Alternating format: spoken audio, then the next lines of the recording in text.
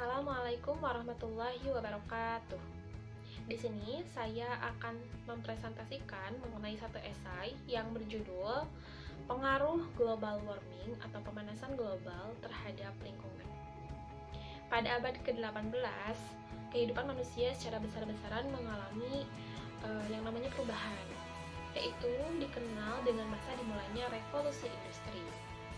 Masa ini ditandai dengan adanya pergantian peran pada suatu kegiatan atau pekerjaan, atau bisa disebut juga dengan memproduksi barang atau jasa yang pada mulanya hanya bisa dikerjakan oleh manusia saja, tetapi setelah dimulainya revolusi industri ini, suatu kegiatan atau pekerjaan bisa dilakukan oleh tenaga mesin. Hingga saat ini, industri menjadikan wajah dunia tampak semakin maju. Namun, di sisi lain kemajuan tersebut ternyata tidak luput dari hadirnya dampak negatif terhadap lingkungan hidup manusia. Mesin-mesin kendaraan itu menggunakan bahan bakar hasil bumi. Hasil pembakaran bahan bakar tersebut akan menghasilkan unsur karbon monoksida dan karbon dioksida yang akan menumpuk, seolah akan menghasilkan efek seperti rumah kaca terhadap cahaya matahari yang akan masuk ke bumi.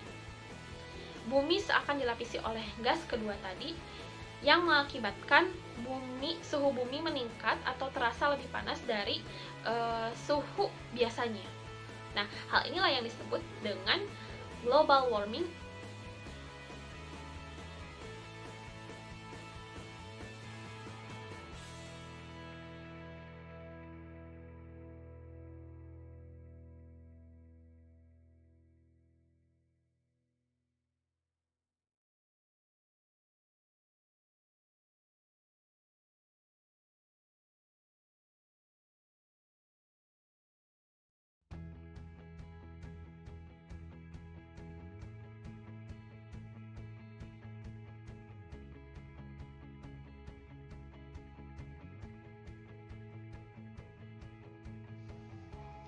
Singkatnya, mekanisme dari pemanasan global atau global warming adalah bumi secara konstan menerima energi kebanyakan dari sinar matahari, tetapi sebagian juga dihasilkan dari bumi itu sendiri, yaitu melalui energi yang dibebaskan dari radioaktif.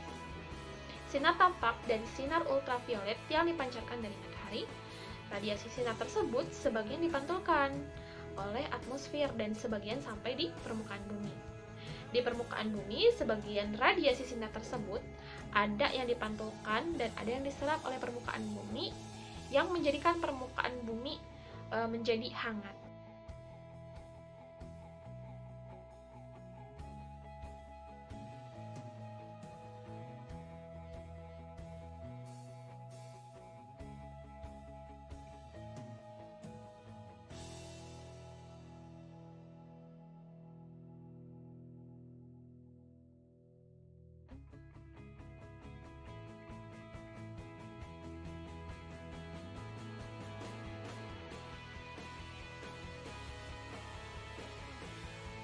Adapun penyebab dari pemanasan global, yang pertama ada efek rumah kaca. Dalam rumah kaca atau greenhouse yang digunakan dalam budidaya, terutama di negara yang mengalami musim salju atau percobaan tanaman dalam bidang biologi dan pertanian, sinar matahari yang masuk melalui atap kaca sebagian dipantulkan keluar atmosfer, nah sebagian lainnya terperangkap di dalam greenhouse sehingga suhu di dalam meningkat. Nah, contoh lain dari kejadian efek rumah kaca dapat kita ilustrasikan ketika kita berada di dalam mobil dengan kaca tertutup yang sedang parkir di bawah terik matahari. Nah, panas yang masuk ke dalam ruangan mobil tersebut akan dipantulkan, sebagian akan ada yang dipantulkan ke atmosfer kembali dan ada yang terperangkap di dalam ruangan mobil tersebut yang menjadikan suhu dalam mobil tersebut akan meningkat. Kedua, penyebab pemanasan global yang juga dipengaruhi oleh berbagai efek balik yang dihasilkannya. Terjadi pada awan, radiasi inframerah akan dipantulkan kembali ke bumi oleh awan, sehingga akan meningkatkan efek pemanasan. Sementara awan tersebut akan memantulkan pula sinar matahari dan radiasi inframerah ke angkasa sehingga meningkatkan efek pendinginan.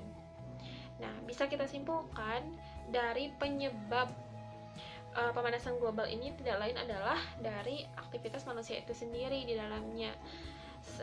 Seperti atau contohnya seperti tadi di awal, dunia industri transportasi ini banyak sekali masyarakat hari ini pakai, apalagi masyarakat di perkotaan. Khususnya emang transportasi yang memakai bahan bakar hasil bumi yang mengakibatkan atau menghasilkan gas-gas rumah kaca itu banyak, sehingga padahal atmosfer itu mempunyai batas menerima gas-gas tersebut. Yang akhirnya sisa gas-gas yang diterima dari atmosfer, yang sisa-sisanya tersebut dipantulkan kembali ke bumi, yang menjadikan bumi itu suhunya meningkat gitu, menjadi menghangatkan bumi. Dampak pemanasan global telah memicu sejumlah konsekuensi yang merugikan lingkungan dan berefek hampir terhadap semua aspek kehidupan manusia. Di antaranya yang pertama, mencairnya lapisan es kutub utara dan selatan. Peristiwa ini mengakibatkan naiknya permukaan laut secara global. Kemudian yang kedua, meningkatnya intensitas fenomena cuaca yang ekstrim. Dan yang ketiga, punahnya berbagai jenis flora dan fauna. Salah satu akibatnya yaitu terancamnya habitat atau tempat tinggal mereka. Kita pernah mendengar salah satu peristiwa contoh tempat tinggal flora dan fauna yaitu hutan, di mana pernah terjadi peristiwa terbakarnya hutan yang diakibatkan oleh proses pemanasan global. Melihat berbagai dampak yang diakibatkan oleh proses terjadinya pemanasan global, memang tidak bisa dipungkiri diakibatkan oleh aktivitas manusia.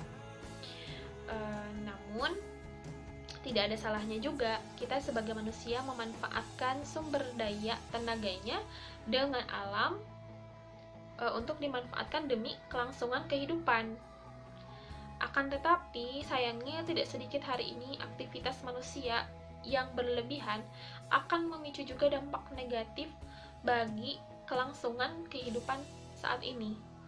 Maka dari itu, kita perlu juga mengetahui upaya-upaya dalam meminimalisir dan mencari solusi agar kehidupan saat ini atau lingkungan ekosistem saat ini bisa berjalan dengan seimbang. Pada skala kecil, masyarakat atau individu, kita bisa melakukan diantaranya menghemat pemakaian sumber daya alam seperti air, terus juga menghemat pemakaian sumber daya listrik, mengurangi penggunaan bahan bakar fosil secara berlebih, contohnya dalam menggunakan alat transportasi yang menggunakan bahan bakar dari bumi, upaya penghijauan lingkungan sekitar, dan belajar untuk mampu mendaur ulang sampah, dan masih banyak lagi. Pada skala besar atau solusi jangka panjang, dalam sebuah masyarakat pasti terdapat aturan bersama yang dikeluarkan oleh negara. Nah, di sini peran negara memiliki andil yang sangat besar dalam mengupayakan semaksimal mungkin mengkoordinir segala aspek kehidupan, salah satunya dalam masalah lingkungan ini. Negara harus bisa menerapkan aturan yang melahirkan kemaslahatan tentunya bagi seluruh makhluk hidup. Contohnya dalam menangani penyimpangan-penyimpangan yang terjadi dilakukan oleh aktivitas manusia dalam merusak lingkungan seperti penebangan hutan liar, terus juga pembakaran hutan dengan disengaja. Diharapkan negara bisa memberikan sanksi yang akan membuat jera.